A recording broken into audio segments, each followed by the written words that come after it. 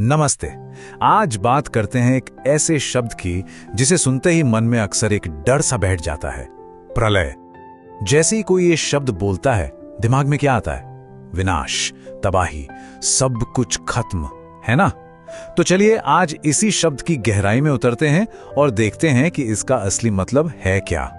तो सवाल सीधा सा है, आखिर इस शब्द प्रलय का मतलब क्या है? क्या इसका मतलब विनाश है या तबाही, या फिर जैसा हम सोचते हैं दुनिया का अंत? यही वो जवाब हैं जो आम तौर पर हमें मिलते हैं। तो सबसे पहले इसी आम धारणा से शुरू करते हैं, देखते हैं कि हम सब इसे कैसे समझते हैं। बिल्कुल, हम में से ज्यादातर लोगों के लिए प्रलय शब्द का मतलब ही है डिस्ट्रक्शन, डिजास्टर या a complete end of the world. और सच कहें तो हमारी आज की ये पूरी पड़ताल यहीं से शुरू होती है। लेकिन यहां एक बहुत जरूरी सवाल खड़ा होता है, क्या वाकई में, सच में प्रलय का अर्थ सिर्फ और सिर्फ विनाश ही है या कुछ और भी है?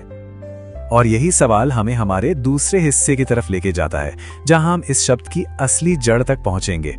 तो असल में यह शब्द बना कैसे है? चलिए इसे तोड़कर देखते हैं। ये दो हिस्सों से बना है, प्र और लय। अब लय का मतलब तो हम सब जानते हैं, जैसे संगीत में होता है, एक हो जाना, मिल जाना, घुल जाना। और जब इसके आगे प्र लग जाता है, जिसका मतलब है पूरी तरह से, तो शब्द का अर्थ बनता है पूरी तरह से विलीन हो जाना। यानी कि इसका असली मतलब विनाश है ही नहीं, इसका मतलब है हर चीज का अपने मूल स्रोत में, जहां से वो आई है, वहीं पर पूरी तरह से वापस मिल जाना। कितना गहरा और कितना सुंदर विचार है ना? अब शब्द के इस असली मतलब को थोड़ा और आगे ले जाते हैं और देखते हैं कि फिलॉसफी में, दर्शन में इसे कैसे समझा गया है। ये बहुत दिलचस्प है। देखिए, दार्शनिक नजरिए से प्रलय कोई फुल स्टॉप नहीं है, कोई अंत नहीं है। ये तो बस सृष्टि का अपने ओरिजिन में, अपने स्रोत में, उसे चाहे ब्रह्म कहें या प्रकृति, वापस लौट जाना है। इसको ऐसे समझिए कि ये एक तरह का कॉस्मिक रेस्ट है, एक ब्रह्मांडीय विश्राम, एक ऐसी अवस्था जहां सब कुछ कुछ समय के लिए डिसॉल्व हो जाता है, ताकि एक नए सृजन की, एक न्यू क्रिएशन की तैयारी हो सके। ठीक वैसे ही जैसे गहरी अच्छी नींद के बाद एक नई सुबह होती है। अच्छा, तो फिर मन में ये विनाश और तबाही वाली इमेज आई कहां से? इसका जवाब मिलता है पुराणों में। आइए देखते हैं।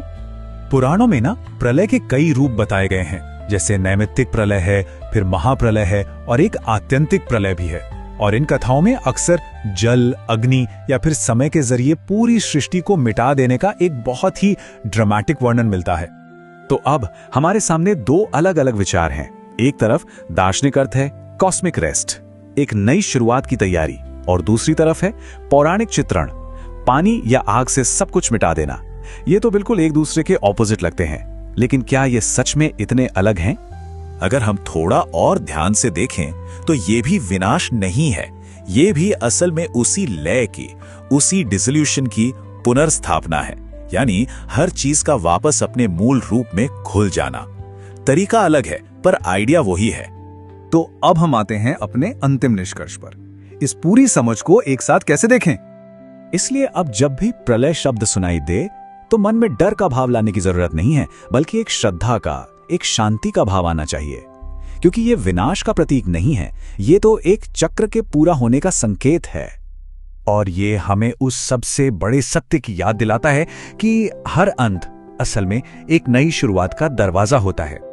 तो हमेशा याद रखिए, प्रलय ये विनाश नहीं, विलय का आरंभ है। आपको बता दें कि इस विश्लेषण की स्रोत सामग्री हिंदी शिक्षिका राकेश कुमारी जी ने तैयार की है। वो हिंदी मूल नाम का एक YouTube चैनल चलाती हैं, जहां वो हिंदी भाषा की ऐसी ही गहराइयों को बहुत सरल और रोचक तरीके से समझाती हैं।